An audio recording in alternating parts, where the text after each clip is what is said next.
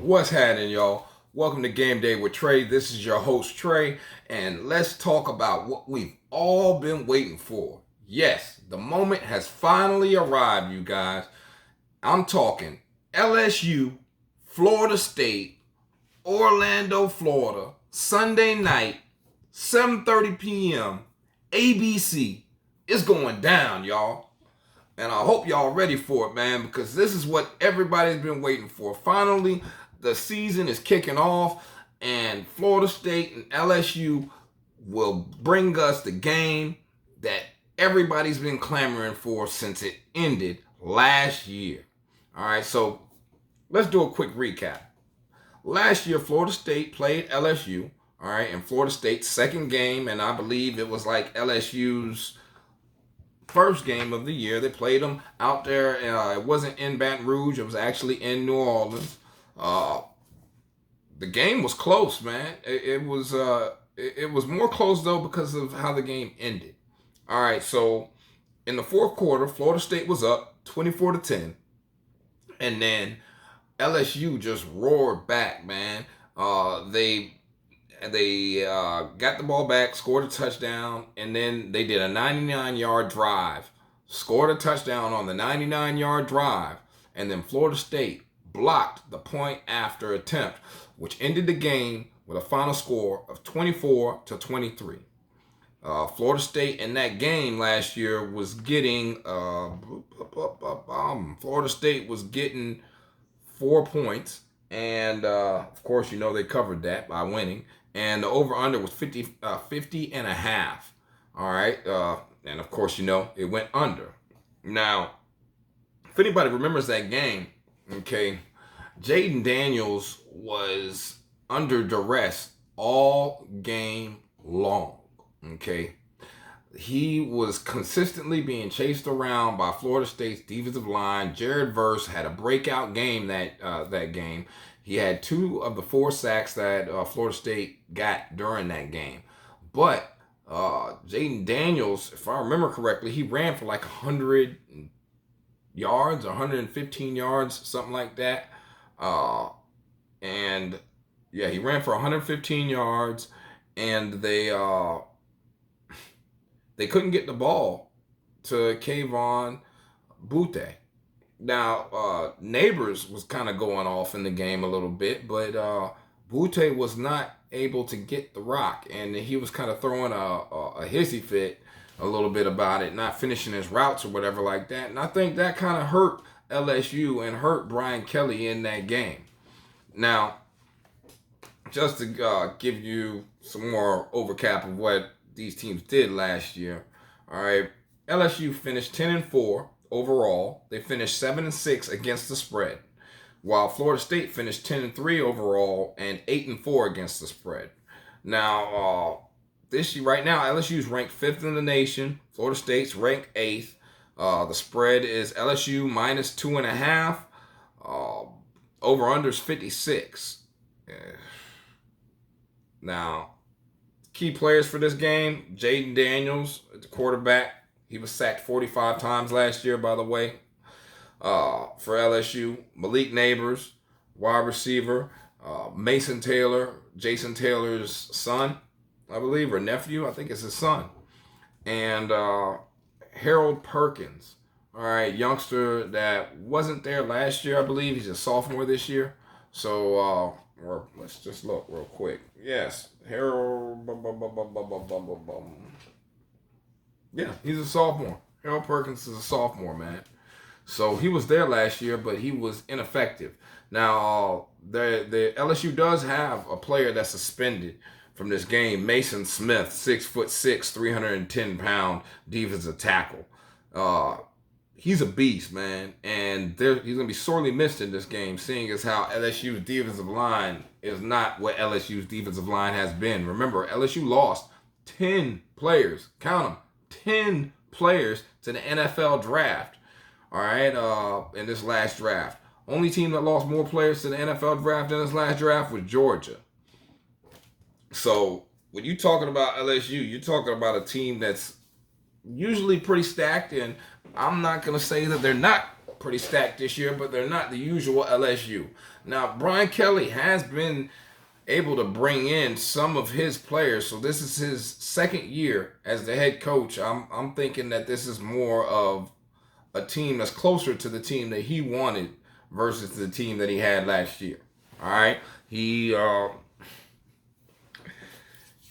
brought in a couple of corners by the name of Zy Alexander from some little small school, and of course he brought in a corner from Syracuse by the name of Deuce Chestnut.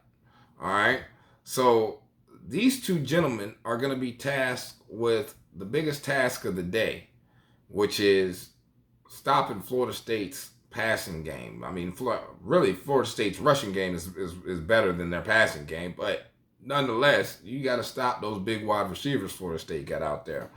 So let's start talking a little bit about Florida State. So, as I said, Florida State's ranked 8th in the nation. They're getting 2.5 points. We already know the over-under is 56.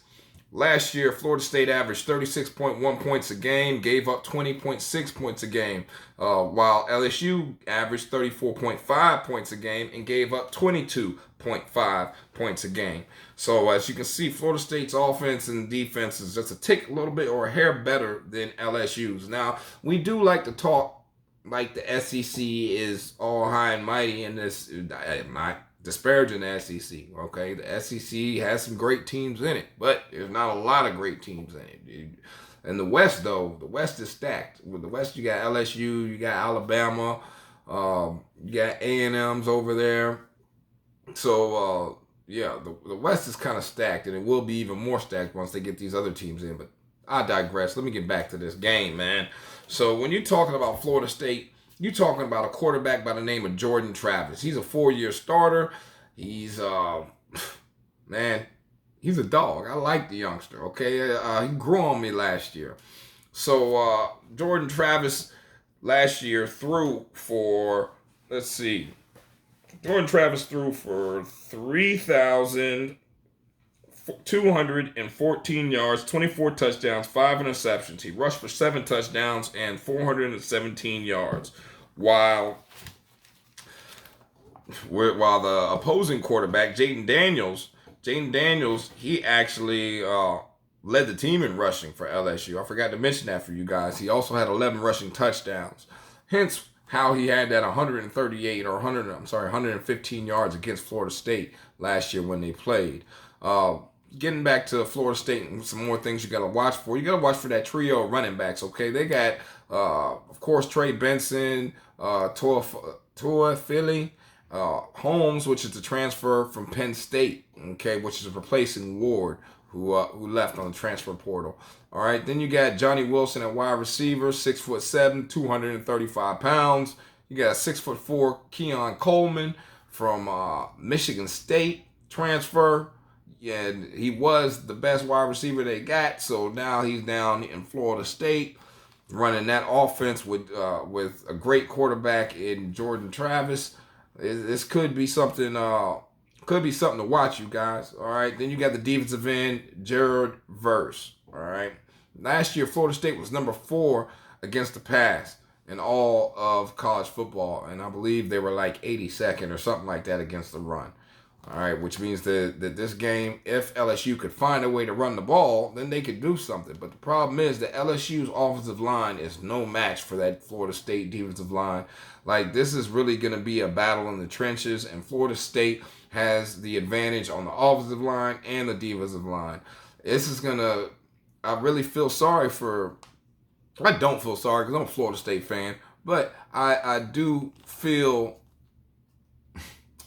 compelled, all right, to really be paying close attention to what's going on with that wide receiver versus cornerback battle that you're talking about with Florida State versus LSU when you're talking about those 2 corners that just transferred into LSU. Mind you, LSU did have 5 corners transfer in this year. Yeah, a total of 5 corners transfer in this year. So at the end of the day, it's a completely new defense. When you got a lot of transfers, it could be a good thing. It could really be a good thing. But at the end of the day, we're going to see in this game, man. So when you're talking about neutral sites and you're just talking about straight up wins, LSU is 1-2 on neutral sites last year, while Florida State was 2-0. All right, in non-conference games, LSU was 4-1 last year, straight up, while FSU was 5-0. Now, against the spread, LSU was 1-2 in neutral sites last year, while Florida State was 1-1. All right, so and the Tigers are 2-8 situationally and 2-7 against the spread versus the Seminoles. Last year, LSU trailed, like I told you, and then you had that comeback with the PAT block. Then the Seminoles have won 5 straight. Yeah, 5 straight against LSU. They're 4-1 against the spread, including last year. Last year, FSU got 4 sacks, like I told you already, while LSU had 0 sacks. All right, so like I said, this is going to come down to the battle in the trenches. Are they going to be able to get some pressure on Jordan Travis? And even if they do get pressure on Jordan Travis, they're going to be able to stop him from running. He is a pass-first quarterback, but he can run the ball. The boy is like a little spark plug back there. He can do his thing, all right? And I'm not disparaging or talking anything negatively about Jayden Daniels because he can run that rock too. Like I said, he led LSU's team in rushing last year. But at the end of the day, man, you don't really want your quarterback to be running. And anytime you see your quarterback leading the team in rushing like that, that just means that there was a problem with the offensive line, all right? Remember, he got sacked 45 times last year. That's way too much for a quarterback to be getting sacked. So, to get back to some more stats and some more facts about this game, all right, we already know FSU's got the advantage in the trenches. LSU only held 4 teams under 100 yards rushing last year, but so did Florida State. Now, so if LSU, like I said, can get off on a run, then it can kind of open it up a little bit more for Jayden Daniels in the pass. But Florida State's got great corners. They've got amazing defensive line. This is going to be a huge undertaking and challenge for LSU. So let's get back to what we're talking about here. All right, the odds to win the national championship. LSU is 5th at plus 1,200, and FSU is plus 2,500, and they're 9th. Now, the reason I bring this up is because let's talk about who can afford to lose this game. And Florida State cannot afford to lose this game. LSU probably could, but Florida State has to come out and fight this game. If Florida State loses this game, there's a possibility that they kill themselves for the chance to make it into the playoffs, regardless of if they go undefeated for the rest of the season and beat Clemson, beat Miami, beat Florida, go through all of that, beat North Carolina.